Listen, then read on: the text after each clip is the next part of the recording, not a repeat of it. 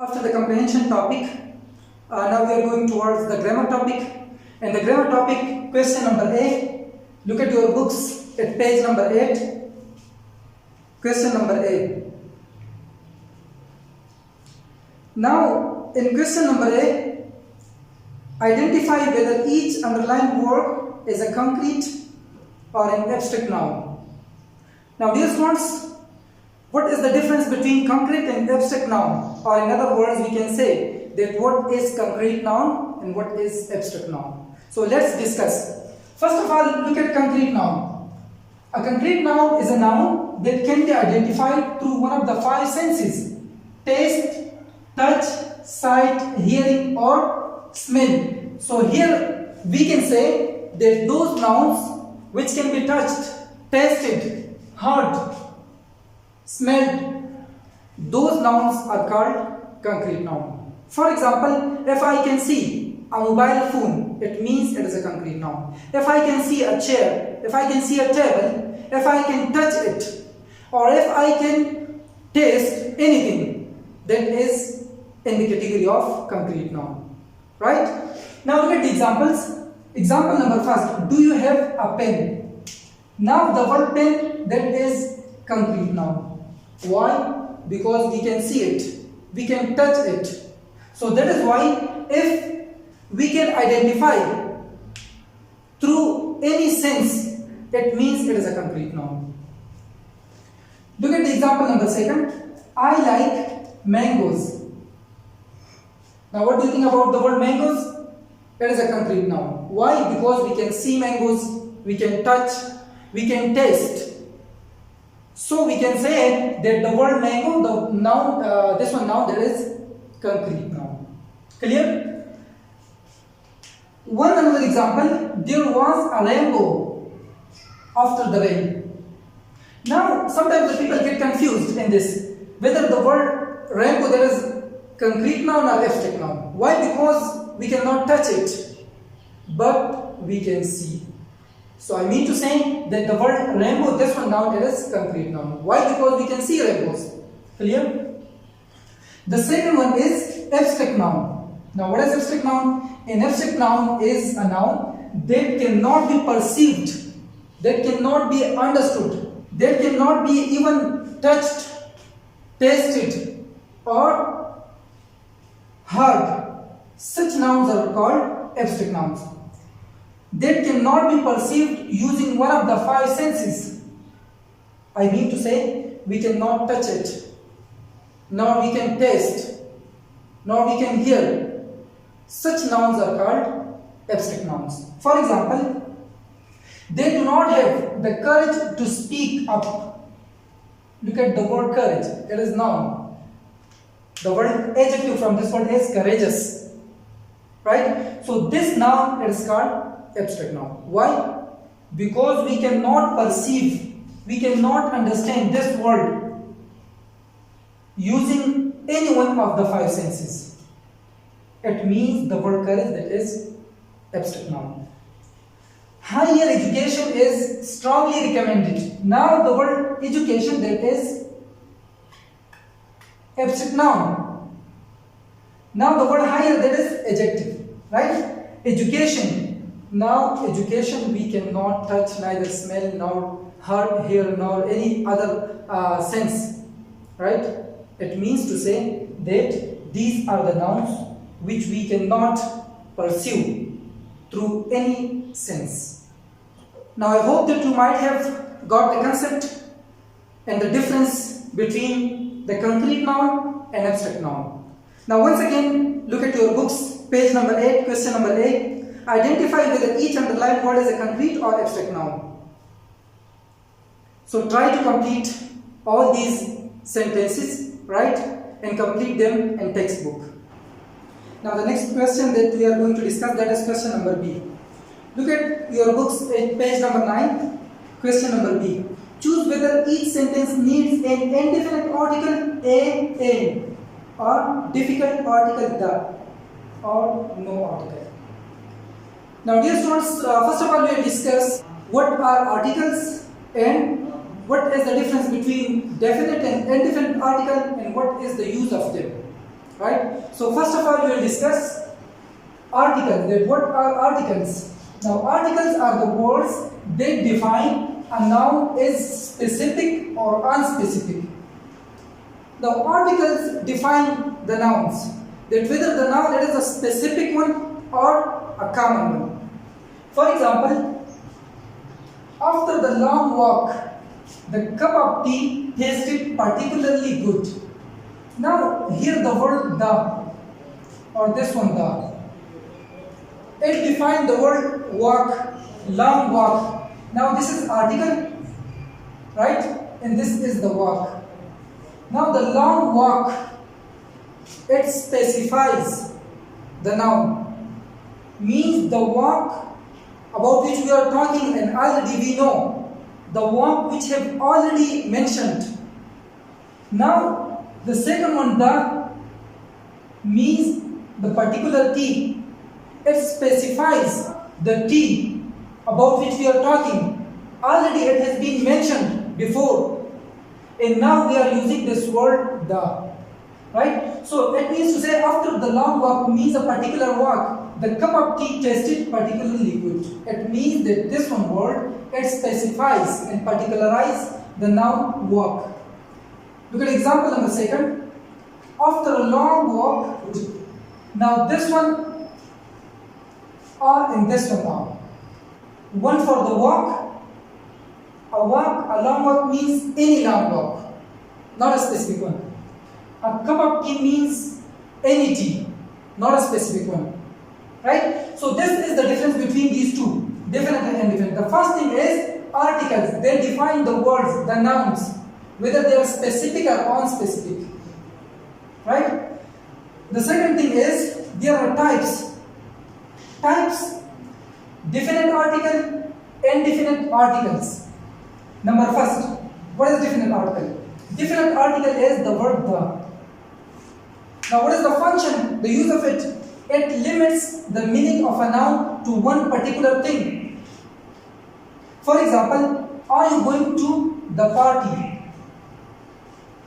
Are you going to the party means that the party about which we are already talking, or already it has been mentioned, about which we already know. That one party, specific, the particular party, that one. Now, this one word the, it is article, definite article. It specifies the party, it particularizes the party. Now, the second type, that is indefinite articles, and these are two, a and n. Both the articles, they are used with countable nouns, with a singular countable noun. For example, a boy, an apple, a chair, an orange, right? So, these indefinite articles refer to a general idea, not a specific one.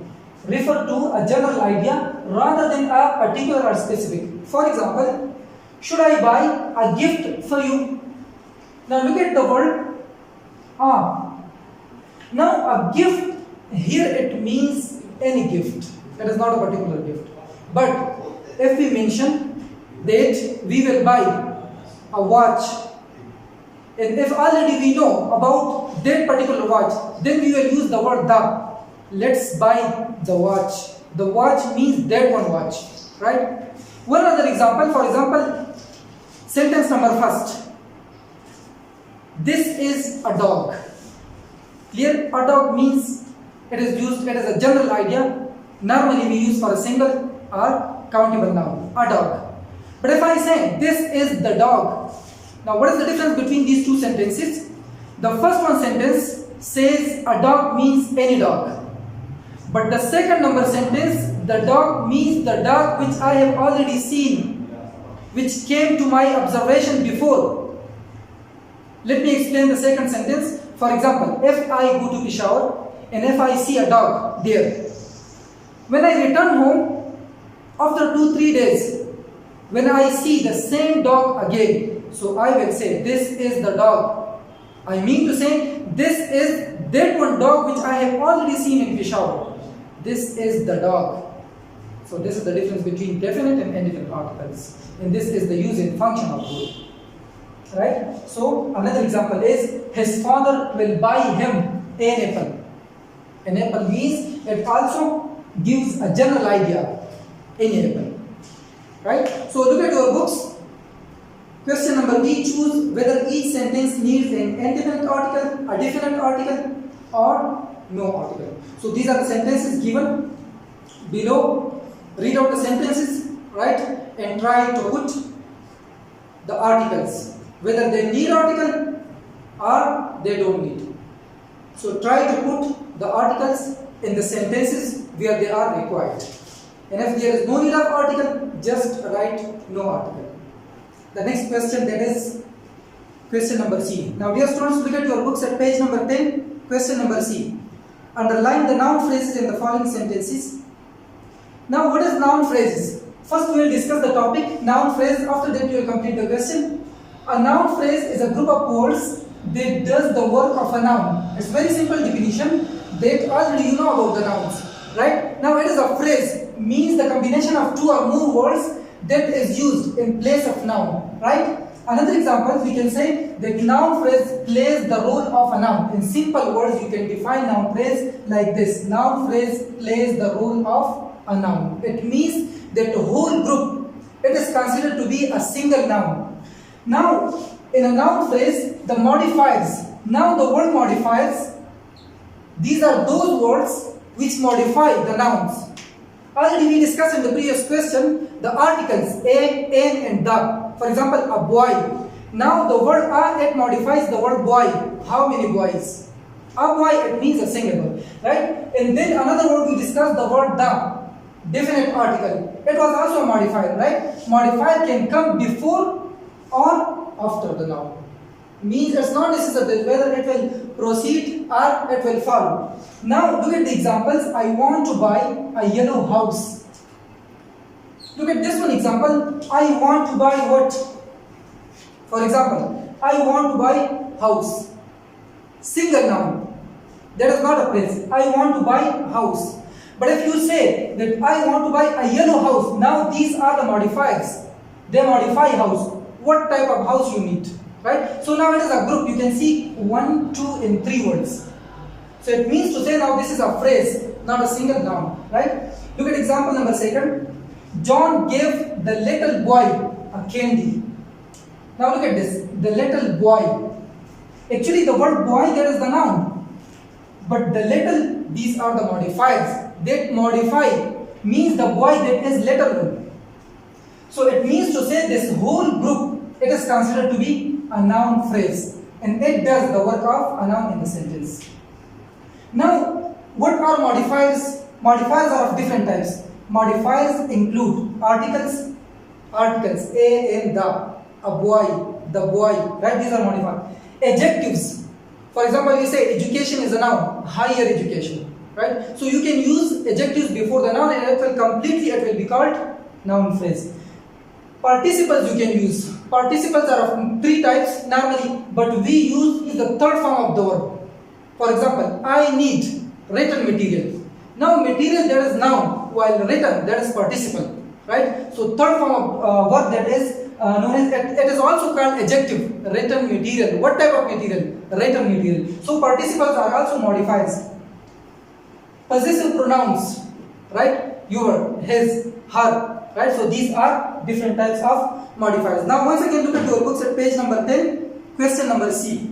Underline the noun phrases in the following sentences. 5 sentences are given, so it is your homework that you will underline all the noun phrases in the given sentences. The next question, that is question number D. Fill in each blank with past indefinite or past continuous tense of the word in the brackets. Now these are the sentences. You can see in the sentence words are given here in the brackets. Look at sentence number first. What? You can see in the bracket. Do.